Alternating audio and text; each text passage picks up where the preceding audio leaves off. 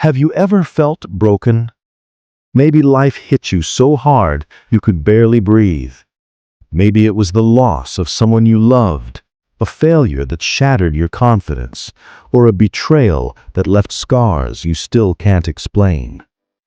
We all have those moments when we feel like the pieces of our lives are too scattered to be put back together again. But here's the truth. God does His greatest work in broken places. You see, man often discards what's broken. We throw away things that are cracked, torn, or damaged. But God doesn't throw broken things away. He restores them. He takes what others call useless, and through His grace, He makes it beautiful again. The Lord is close to the brokenhearted and saves those who are crushed in spirit. This verse is not just comfort, it's a revelation. When your heart is broken, God doesn't move away from you, He moves closer. When life pushes you down, grace reaches out to lift you up. God's grace finds you in the lowest places. Think of the story of the woman caught in adultery in John 8. She was broken, emotionally, spiritually, and publicly shamed. People were ready to stone her, but then Jesus stepped in. He didn't just defend her, He restored her. He said, "Neither do I condemn you. Go and sin no more." That's grace in action. Grace doesn't ignore your past, it rewrites your future. Grace says, yes, you fell, but you're not finished.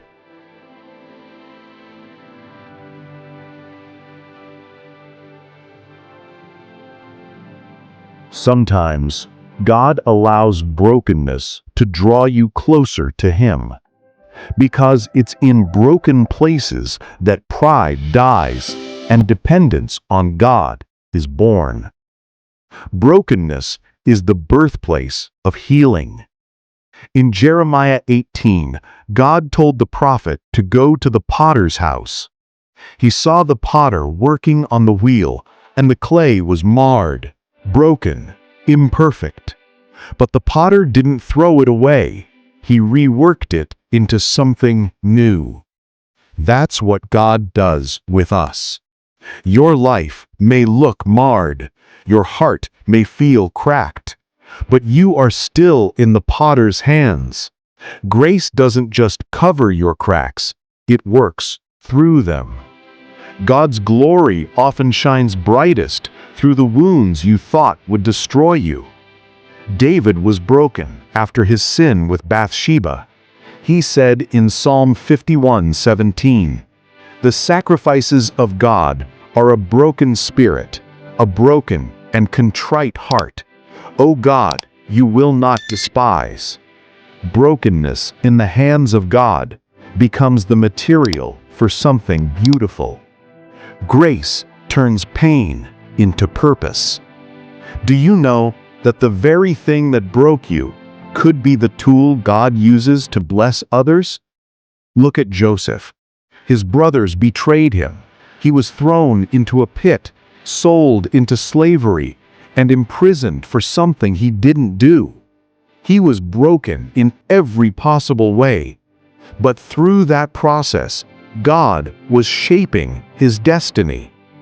At the end, Joseph said in Genesis 50:20, "You meant evil against me, but God meant it for good." That's what grace does. Grace takes what the enemy meant for destruction and turns it into a testimony of restoration. So don't despise your broken seasons. Your pain has a purpose. Your story will heal others. Your scars will speak of His grace. Jesus, the ultimate picture of grace and restoration. When Jesus hung on the cross, He was broken, physically torn, emotionally rejected, and spiritually burdened with the sins of the world. but through his brokenness, we received healing. Isaiah 53:5 says, "He was wounded for our transgressions. He was bruised for our iniquities. The chastisement for our peace was upon him, and by his stripes we are healed." Your healing doesn't start with your effort. It starts with his grace. You don't need to have it all together. You just need to bring your pieces to the one who can restore them. Restoration begins when you stop hiding your brokenness. Grace can't heal what you keep pretending isn't broken. When you bring your pain, your disappointment, your failures to God, He doesn't shame you. He restores you. The prodigal son came home dirty, hungry, and ashamed, but his father ran to him, embraced him, and restored him. That's grace, meeting you right where you are, not where you should have been. You may feel unworthy, but grace says, "You're still mine." You may feel forgotten, but grace whispers, "I'm not done with you yet." God's grace meets us in the broken places, not to remind us of what we lost, but to reveal what we can become. So if your heart is shattered, if your dreams are crushed, if your soul feels weary, remember, you're not too broken for God to fix. In fact, you are exactly the kind of person grace looks for.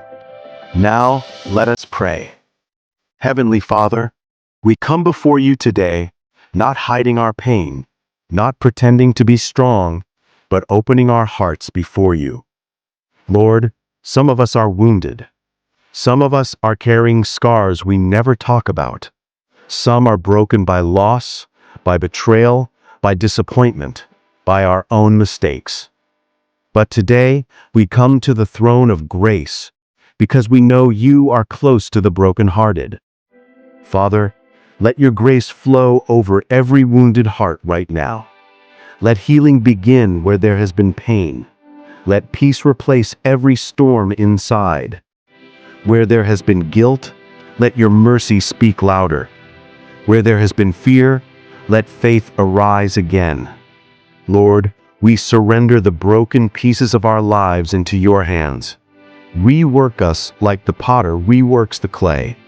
Restore our joy, renew our strength, and rekindle our hope. For those who have lost their way, bring them back home in your mercy. For those who feel forgotten, remind them that you still have a plan for their lives. We declare that every wound will turn into a testimony. Every tear will birth new joy, and every broken place will shine with your glory. Thank you, Jesus, for being broken so that we might be healed.